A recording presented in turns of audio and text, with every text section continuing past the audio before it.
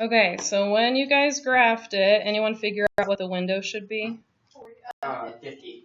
Okay, negative 4.9x squared is 27x plus 2.4. Mine is still at 100, so mine's a little bit overkill.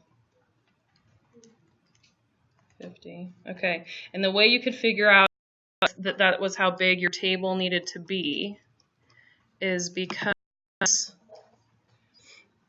the biggest numbers we can see are close to 40, a little bit less than 40, so 50 is a good window for that. Okay, so on the paper it says to sketch the path of the water balloon.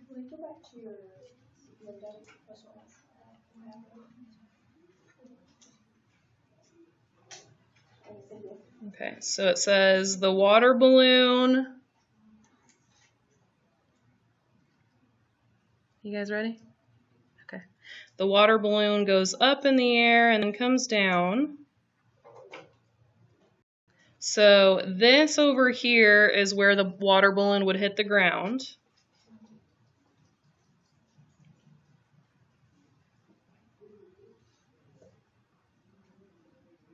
What would this be over here? The starting point. The starting point. So it was where it was catapulted from. So where the balloon catapulted. Okay, what about this point right up here? Yeah, the highest point it went to, yeah. Highest point.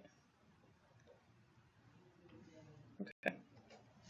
So this question says, how high is the balloon after 1 second? So what we want to do is we want to think about this equation. It is h of t equals negative 4.9 t squared plus 27 t plus 2.4.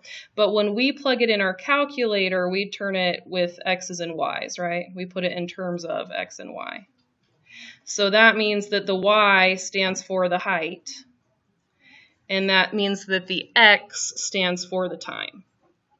So it's helpful when you plug an equation in to know what the x stands for and what the y stands for, because then when you're answering the questions, you can know if you're looking for an x value or a y value. It'll make your life a lot easier.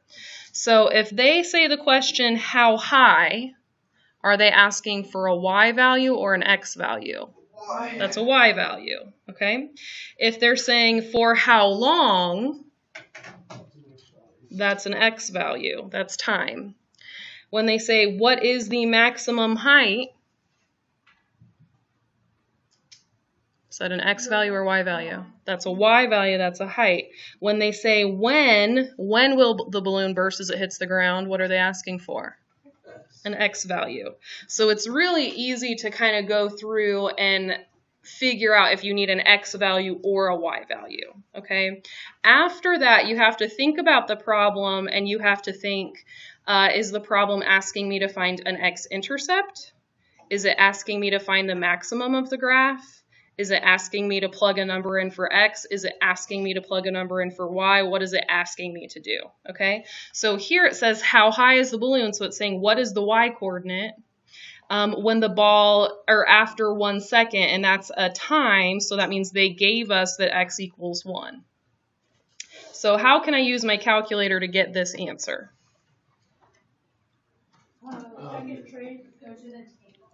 You could go to the table, or you could do second trace number 1, and what value would we plug in? 1. So plugging in 1 works, or you could go to the table and see that at 1 it's 24.5. Okay, so I'm going to go ahead and say this is the point 1, 24.5. That's kind of like my mathy answer, but the answer that fits the context of the question is going to be a sentence. Okay, the balloon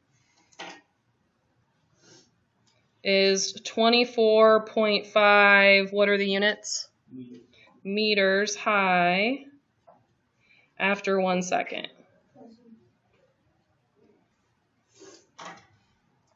Okay. For how long is the balloon more than 30 meters high? So when they give you the 30 meters, what value are they giving you? the y. They're telling you y equals 30.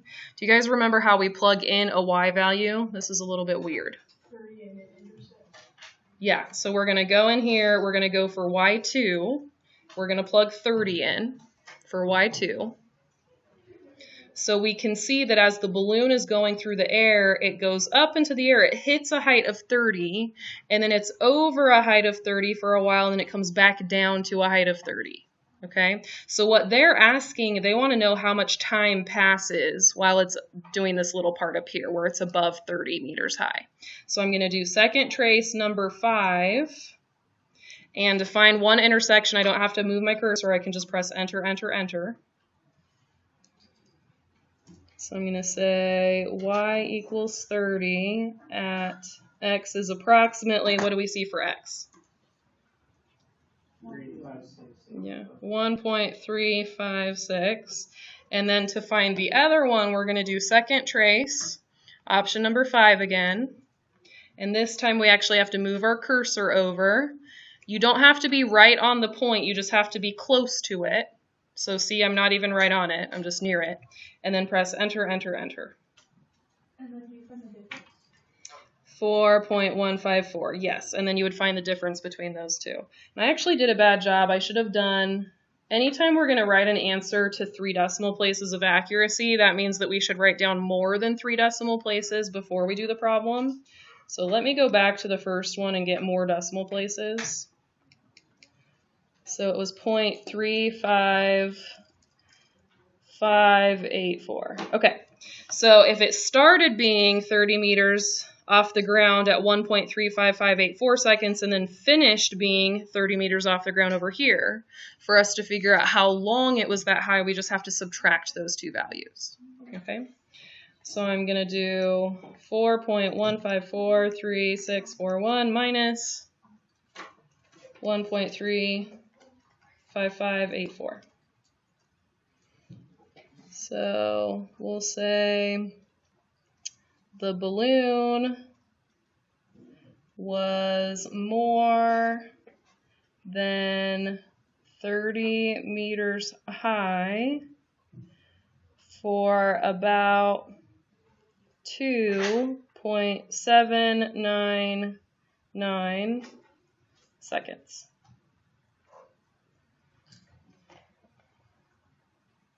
Why aren't you putting that like as long as the other two? You could. Yeah.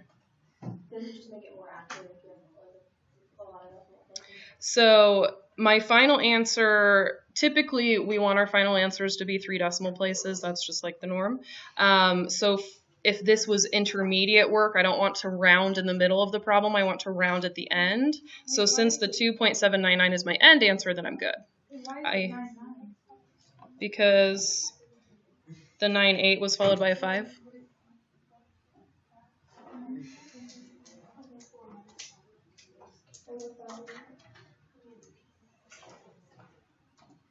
I got 0.79553. Did you use 3 decimal points?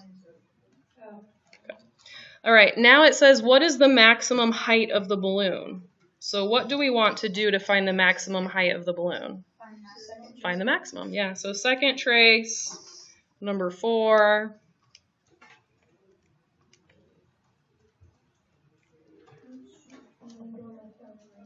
And do your left bound and your right bound.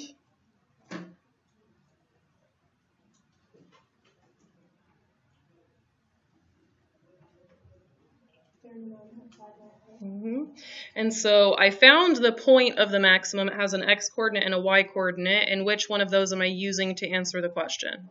The y coordinate. So I would say the max height of the balloon is...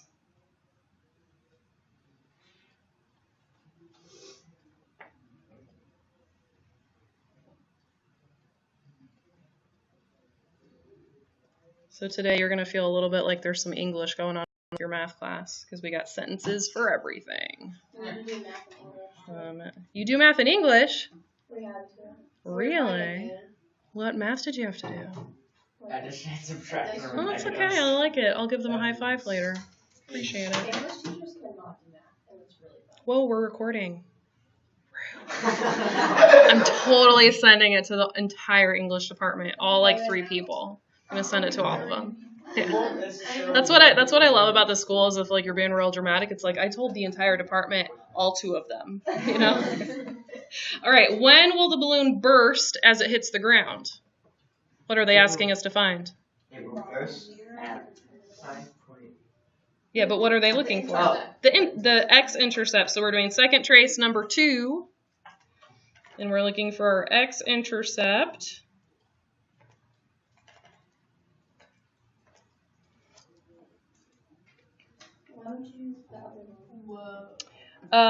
This one over here, let me go ahead and add it to our picture. So if I take this parabola and I put it over here, this is before it's catapulted. It's like when the person's walking on the ground.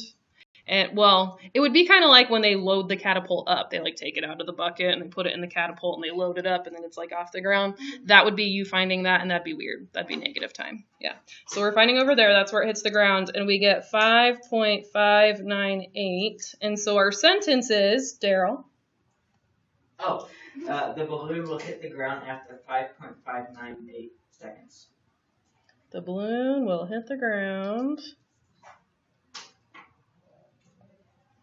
after 5.598 seconds. Thank you, Daryl.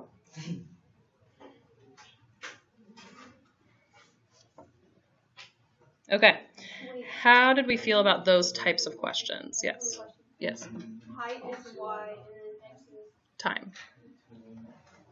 Can you tell me that?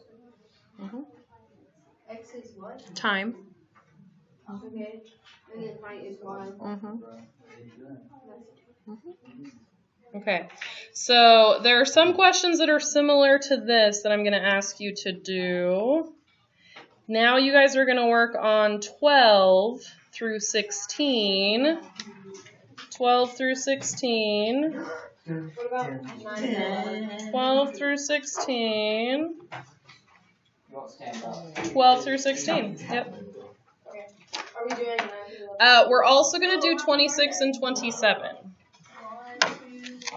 So at this point, you should have 5 through 8. Well, you just did 1 through 4. So you should have 1 through 8 totally completed. You should have 17 through 20 totally completed. That was homework last night, and we just added the 1 through 6 or 1 through 4 to that. And then I just asked you to do 12 through 16. And 27. Yeah, and 26 and 27. So let's go ahead and look at one of those, 26 or 27, just to make sure that we know how to do those. So this one says, let x, x plus 1, and x minus 4 represent the width, the length, and the height respectively. So when they say that word respectively, they're telling you that they gave these in the same order that they gave these. Okay, so the width came first, so that's the width. The length came next, so that's the length. The height came third, so that's the height. So they told us that the width was x, the length was x plus 1, and the height was x minus 4. So if I wanted to write an equation that represents the volume, then what would my equation be? You multiply all three. Yeah, so x times x plus 1 times x minus 4, okay? They said the container has a volume of 30 cubic feet, so we know this is going to equal 30. And all they want to know are the dimensions. So we have to solve for x, and then we have to say the width is this, the length is this, the height is this, okay? So if they gave us an equation and they gave us an output, how do we do that in our calculator? Yes. You can graph the equation and then graph 30 into y2 and then find the intercept. Perfect. So we have x times x plus 1 times x minus 4. And then what a coincidence, we already have 30 in our calculator from the last problem. Crazy how that works out. I'm guessing the window's going to be fine because 30 is what we care about. So we don't even have to change our window. Look how convenient that was. Wait. Oh. Okay, so now what do I do?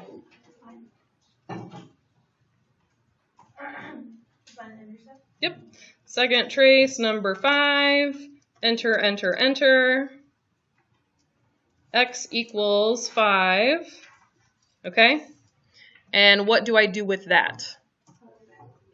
Yeah, plug it back in to see what all these are. So the width is 5. The length is 6. The height is 1. And then in a sentence, I say the dimensions are 5 by 6 by 1. Yep. Okay. Does that make sense? Okay. So the problem, again, the problems that you are doing are these ones. All right. On the board, the first answer key that's up there is all my answers just written in sentence form. So you can see what the sentences should look like. I just typed it all up sentence form. The other pages have all of my work shown on there. Okay? All right. So the plan is we're going to do those few problems I asked for, and then after that we're going to use the rest of the period to review because we have a test tomorrow. Yes, happy Friday to us. Happy Friday. We're so excited. Test day. Test day. No? That's not Friday test day. Friday. No? It's after the test. It's what?